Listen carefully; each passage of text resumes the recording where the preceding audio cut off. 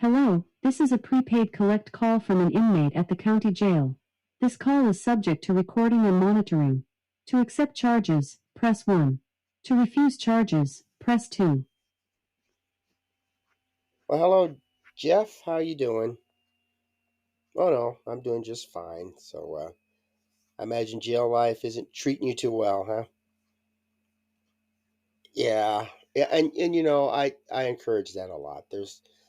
You need family, you need that communication, and when you get to the prison, they're going to suppress your communication as best they can. I'm not sure why the staff is even allowed to suppress your communication with your family and your friends and your loved ones, but they do it. That's a fact. It's going to happen.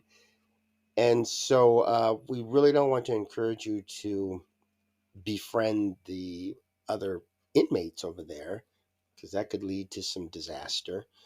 But every once in a while, you'll run into somebody that's decent, and it's just few and far between, but it does exist.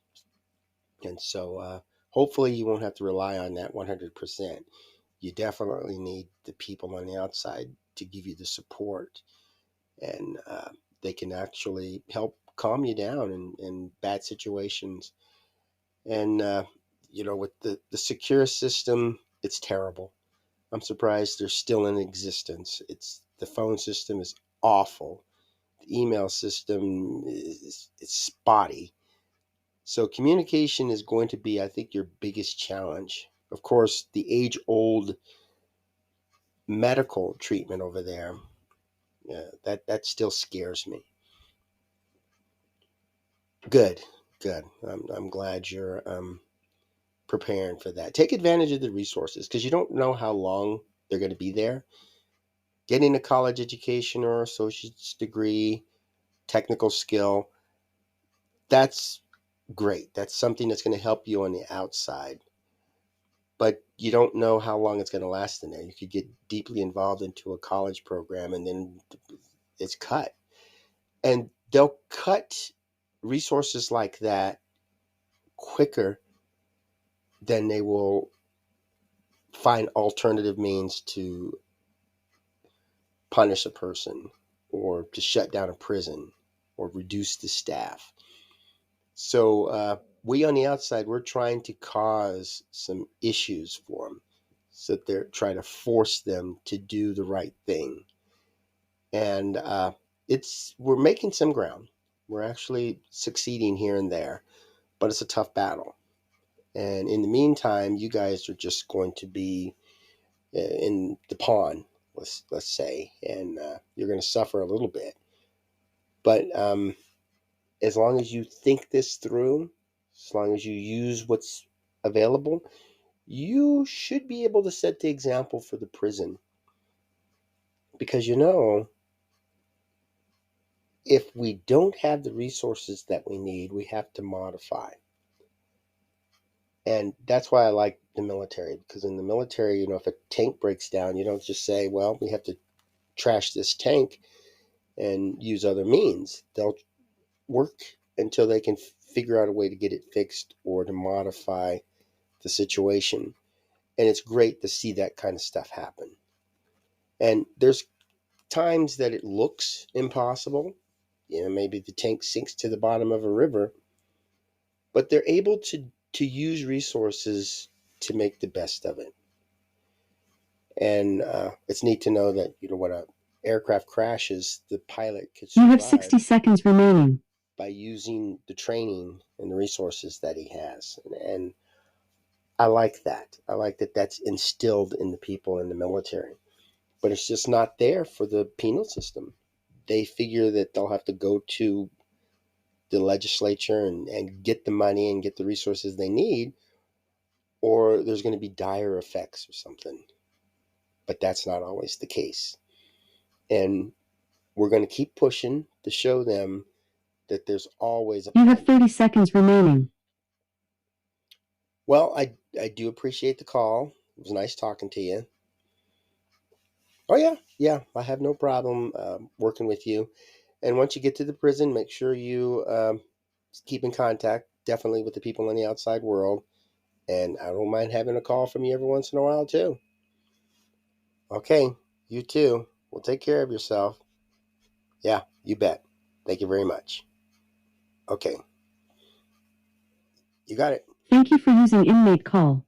Goodbye. Hello, welcome to AQS Inmate Call, and I am your host, Joel Wilborn. And in that conversation, I was discussing a future prison inmate, discussing some of the things that he's going to be running into when he gets to the prison. Now, I've done a couple of videos on my YouTube channel that discuss what to expect when people get to prison. So if you know somebody that's getting ready to go to prison, somebody who's in jail and looking for sentencing to go to prison, take a look at those videos. Give this person some advice. It in this particular case, knowledge is more than just power, like the old saying goes.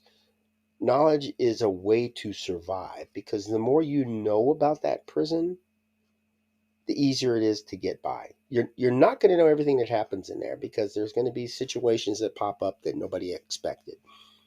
You'll have people in there that uh, might tick off a guard, and then the guard goes crazy on them, or even an inmate might get upset about something. And so there's these things, and we've heard in the past of riots happening and kidnappings and attacks and escapes. So it's just an ongoing thing. You don't expect that stuff, but there are things you can expect, and that's to be able to communicate with your loved ones, to have proper medical, food, clothing, place to sleep, um, a healthy environment. These are things that have to take priority over there. And the prison systems across the country just aren't doing that. And that's why we have the prison reform movement. As a prison advocate, I speak with the people in the prison, and I get an inside scoop on what's going on. Anybody can get that. You can go to my YouTube channel and you can look up the people who are looking for pen pals, and you can just connect with one of them and they're willing to talk about what goes on in there. And a lot of times it's scary. And one of the things that's affecting me right now, and I think it's a big thing, is I think they're just getting a little bit too comfortable with getting their way. They're getting pompous. And we need to let them know that if the conditions are so bad that a couple of guards decides to quit, they can't just get the money and get new guards. We have to look into this. We have to make sure our money is being spent wisely. And if they're spending money on resources that we don't need, or if we're giving money to services that aren't productive, that's something that we should look into. We should hold them accountable for all the money that's going into the penal system. And I think if we take a little bit out, they'll have to use the resources that they have. They'll have to think. Now, I want to share a story, and and it's been, it's disputed on whether or not it's true, but I like the theme that this story has. And it's a story about George Crumb, and he's been credited as inventing the potato chip. And it's kind of interesting because it's said in the summer of 1853, in Moon's Lake House in Saratoga Springs, New York, Cornelius Vanderbilt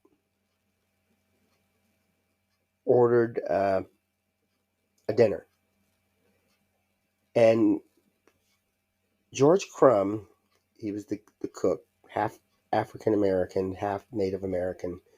He prepared the meal, and it was served with French fries. But Vanderbilt said that the French fries were too thick.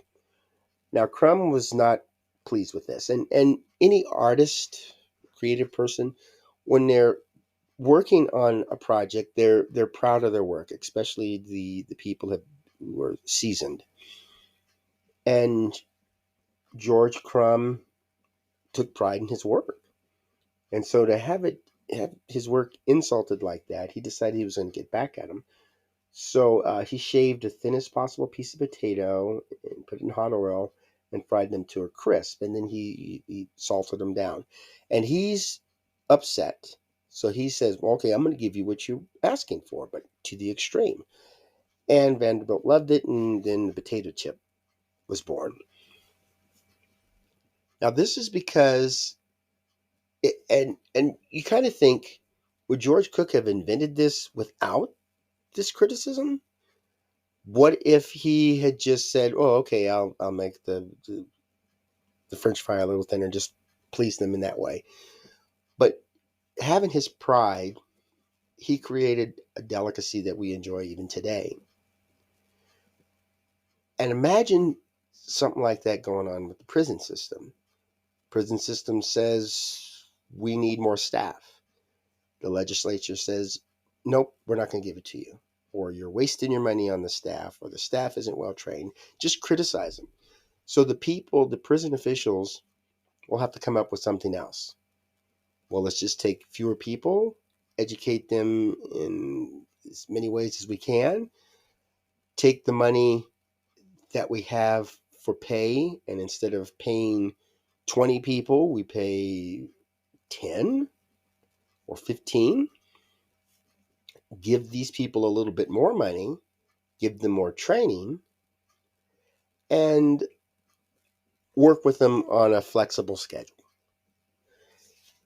There is that possibility that they can make this work. I know during COVID, people were locked in their cells a lot because guards weren't going to work because of the lockdown.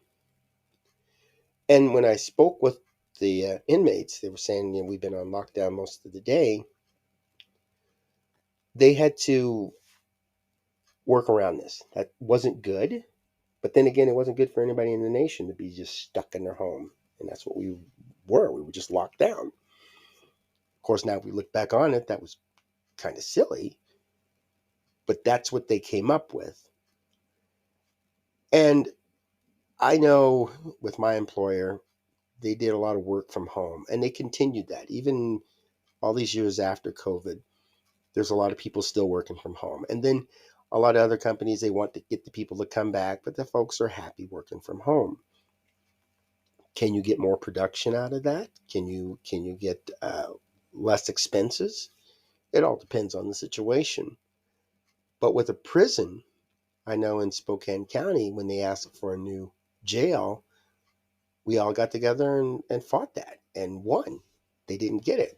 So now people are doing home monitoring, or they're doing probation, or they're not arresting people like they were arresting people for drug possession or domestic violence where they were just yelling at each other, and they have this little rule that the police go out to a domestic violence, somebody's going to go to jail. Or maybe somebody was publicly intoxicated. And I just can't see us locking everybody up for everything like that. And with limited resources, if they knew they didn't have enough room in the jail or didn't have enough jails, they would have to think like George Crumb. I'm going to come up with something that's going to satisfy me.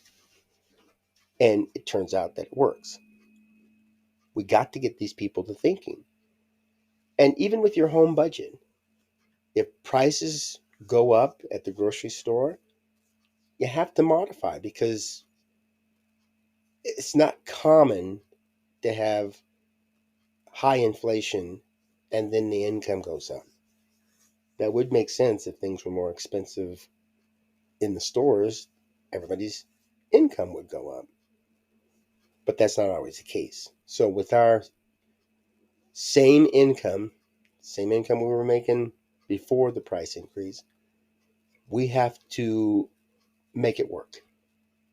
It's not a good idea to commit a crime. It's not a good idea to take out a whole bunch of loans or to sell a bunch of items. Just work with it. And usually you'll buy things that are on sale, use a coupon, or you might even do without a few things that you did. Maybe you were buying coffee, and so you switched to tea.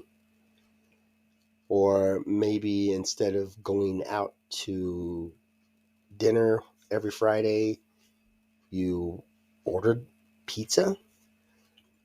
But you can make it work. You're an intelligent person. You know how to make your personal budget fit your needs. Shouldn't we expect the same thing from our government?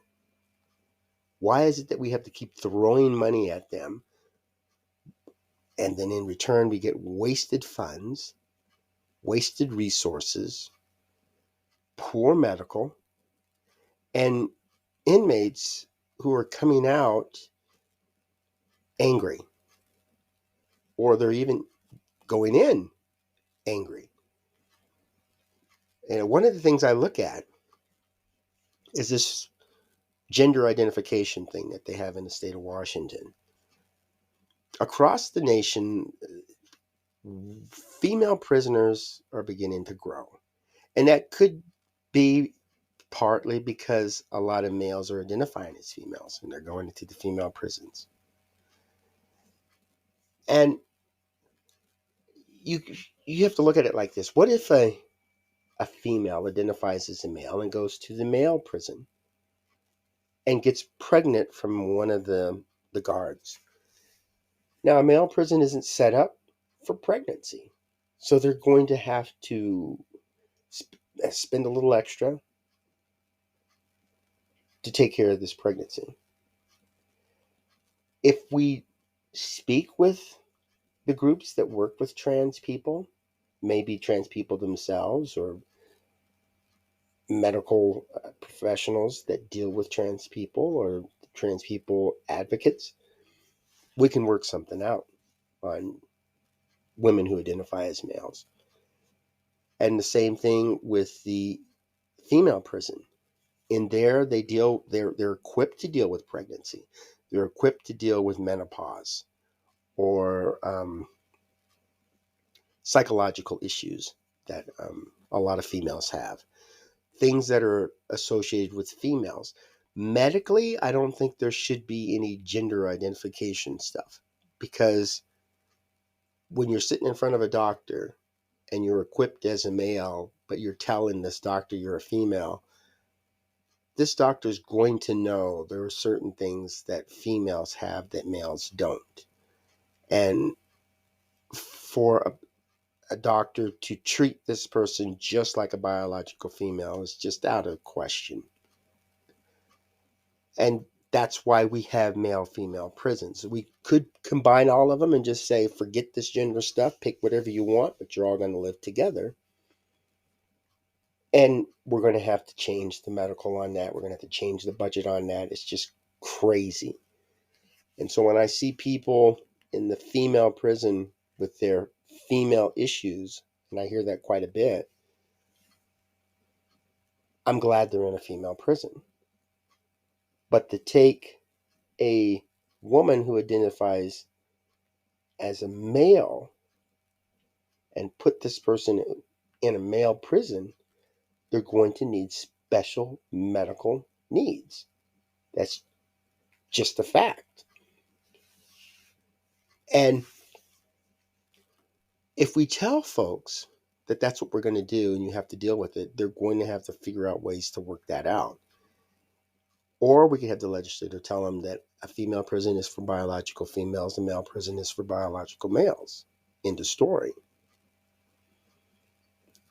And we have to figure out ways to work our budget around that. But I don't think the male prison should be equipping itself for pregnancy and menopause and hormone treatments, breast cancer, all that kind of stuff. We need that to be in the female prison. Female medical issues need to be emphasized in the female prison. And maybe male who identifies as a female travels to the female prison for medical care if need be. We just need to work that out. But in the meantime, quit dumping all this money into the system and thinking everything's going to work out all right, especially when it comes to communication. Every female prisoner needs to be able to speak to their loved ones. Every male prisoner needs to be able to speak to their loved ones. That doesn't, there's no gender identification in that. And a punishment, maybe solitary confinement, maybe reduction in privileges, maybe reducing their good time, early release or something like that, but not blocking mail, blocking email, blocking phone calls, blocking visits. That's a bad. I could see that as a security risk, a danger. If a person is harassing somebody and they're contacting people in the prison, and that person is getting stressed out and anxious, don't mess with that. That should be a block communication. But if mom wants to talk to her daughter, but her daughter was caught with contraband in her room, and so now she's blocked from communicating with her mom for 6 months, how's that help? The prisons aren't supposed to be institutions for punishment. This is not like a permanent, you go to your room, you're grounded. This is rehabilitation, and you don't rehabilitate a person by isolating them. So before they plan these punishments, they need to think this through. And they're just not thinking out there because we're spoiling them. Let's give them less money and pretty much expect them to work with that budget that they have. And maybe we'll get a potato chip out of this. But you don't know until you try. And we're just dumbing them down. It's almost like the internet. When I was young, we had encyclopedias. We had to go to the library. We had to talk to professionals or the wise people in our family to get answers. Now you just punch a couple of buttons and you can get answers. It's not always accurate, but you can get a start. A lot better than it was 50 years ago. But we're not going to grow if we just keep wasting money like this. And I think we have better things to do than to keep working under the old system. Let's advance. Let's make things better for less. Well, thanks for tuning in. I hope you were able to have some conversations with your loved ones and reach out to some of these folks in the prison. And you'd be surprised what you can do to help them to heal and become a better member of the community when they finally get out. So go out and have yourself a magnificent day and make fabulous memories for